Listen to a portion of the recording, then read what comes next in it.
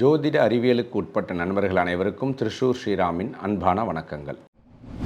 தொடர்ந்து நீங்கள் அளித்து வரும் ஆதரவுக்கு எங்கள் மனமார்ந்த நன்றி. நிறையா கேள்விகள் வந்துகிட்டே இருந்தாலும் இந்த திருமண பொருத்தம் சம்பந்தப்பட்ட கேள்வியை கொஞ்சம் ப்ரியாரிட்டைஸ் பண்ணி முன்னாடி அட்ரஸ் பண்ணிடலான்னு முடிவு பண்ணியிருக்கோம். இந்த திருமண பொருத்தம் அப்படிங்கிறது பார்த்திங்கன்னா பஞ்சாங்க ரீதியாக ஒரு 10 விதமான பொருத்தங்கள் கொடுத்துருக்கு.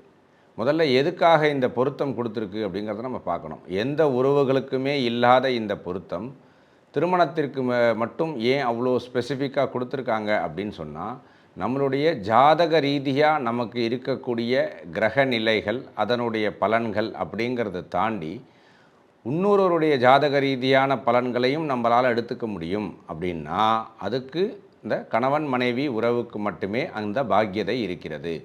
உடல் ரீதியான உறவு இருப்பதினால் கிரகங்களை ஆக்கர்ஷணிக்கக்கூடிய அந்த சக்தி அவங்களுக்கு இருக்குது. அப்படிங்கிறதுனால தான் கணவன் மனைவிக்கு மட்டும் திருமண பொருத்தம் பார்க்கின்றோம்.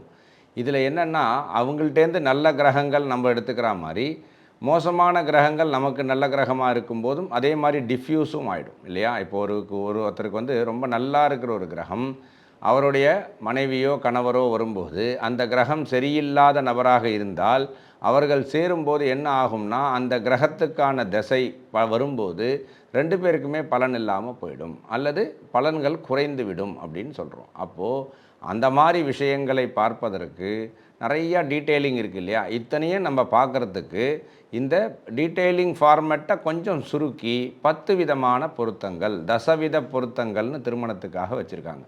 இந்த தசவித பொருத்தத்தோட அர்த்தம் அப்படிங்கிறத தாண்டி இந்த தசவித பொருத்தங்கள் தான் திருமணத்துக்கான அர்த்தம்னு சொல்கிறது தான் உச்சிதமாக இருக்கும். இதில் 10 விதமான பொருத்தங்கள் இது அவங்களுடைய வாழ்க்கையை ஃபுல்ஃபில் பண்ணுறதுக்காக கொடுக்கப்பட்டிருக்கிறது. பொதுவாகவே பார்த்தோன்னா இந்த 10 பொருத்தங்கள் இருந்தால் ரொம்ப நல்லது அப்படின்னு சொல்கிறோம். இருப்பினும் இந்த 10 பொருத்தங்களிலேயே அவங்க 2 செக்மெண்ட்டாக கொடுத்துருக்காங்க. முதல் ஒரு 5 விஷயமானங்கள் ரொம்ப முக்கியமாக பேசிக்ஸாக இம்பார்ட்டண்ட்டாக கண்டிப்பாக இருக்கணும் அப்படிங்கிற வகையிலும், அடுத்த 5 ஆப்ஷனல் அப்படிங்கிற மாதிரியும் கொடுத்துருக்கு.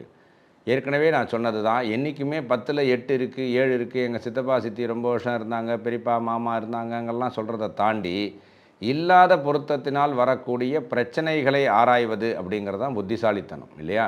நம்ம ஒரு ஜோதிடர்கிட்ட போய் அணுகிறோம், இந்த 2 ஜாதகம் பொருத்தம் இருக்கா சார்? பொருத்தம் இருக்குது, 10க்கு 7 இருக்குது, பண்ணிடலாம் அப்படின்னு வாயால் சொல்கிறத தாண்டி இல்லாத அந்த 3 பொருத்தத்தினால் வரக்கூடிய பிரச்சனைகள் எப்பொழுது வரும் அப்படிங்கிறதையும் நம்ம பார்க்கணும் இல்லையா? இந்த பிரச்சனைகள் அது வரும் அப்படிங்கிறதுனால தானே அந்த பொருத்தங்கள் இல்லைன்னு சொல்லப்படுகிறது. அப்போ வரக்கூடிய விஷயத்தை எவ்வளோ தூரம் சப்சிடைஸ் பண்ண முடியும், எவ்வளோ நாள் தள்ளி போட முடியும்னு நம்ம பார்க்க முடியாது. அது இயற்கையாகவே அமையிறது தான் இருக்குது.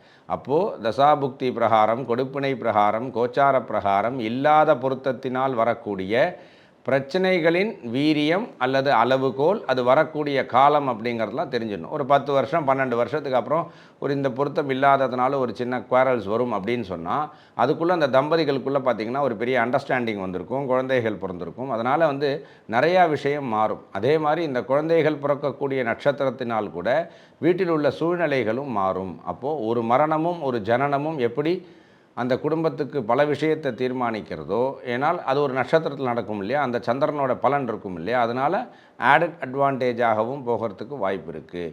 இருந்தாலும் அதுக்கெல்லாம் முன்னாடி, அதெல்லாம் நடந்ததுக்கு அப்புறம் இல்லையா, அதுக்கு முன்னாடி 2 பேரும் வாழ்க்கையை தொடங்குவதற்கு அடிப்படையாக பொருத்தங்கள் பற்றி நம்ம இந்த எபிசோடில் பேச போகிறோம்.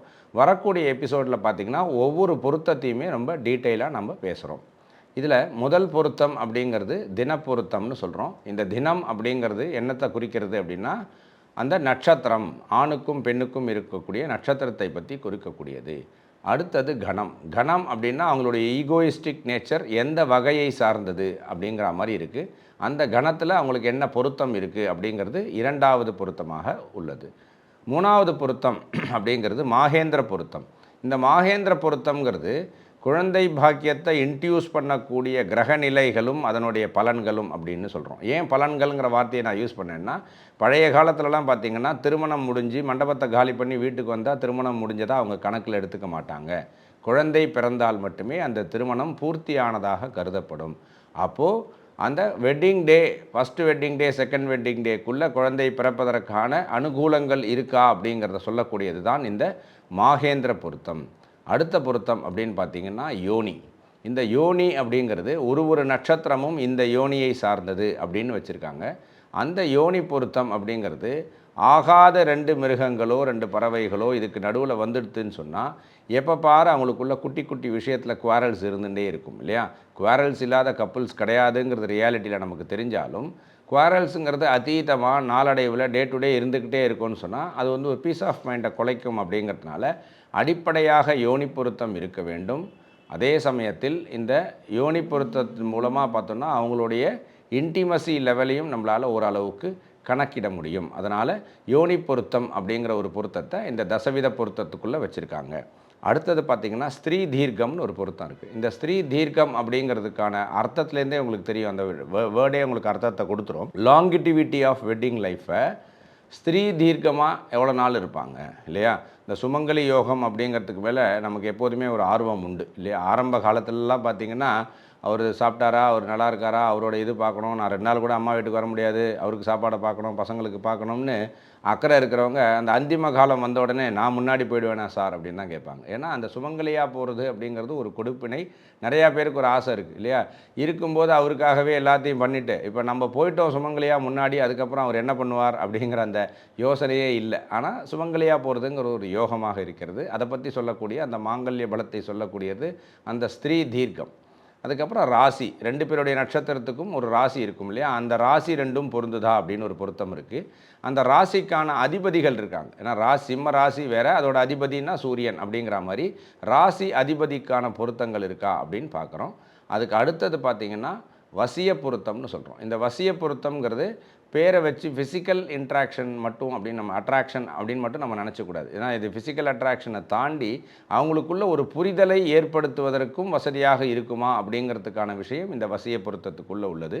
அதுக்கு அடுத்தது முக்கியமான ஒரு பொருத்தம் ரஜ்ஜு பொருத்தம் அப்படின்னு சொல்கிறோம். நான் இந்த வார்த்தையை நீங்கள் நிறையா கேட்டிருப்பீங்க. ரஜ்ஜு தட்டுது, ரஜ்ஜு சரியில்லை, அதனால் வேண்டாம் அப்படிங்கிற வார்த்தையை நீங்கள் புழக்கத்தில் நிறையா கேட்டிருப்பீங்க.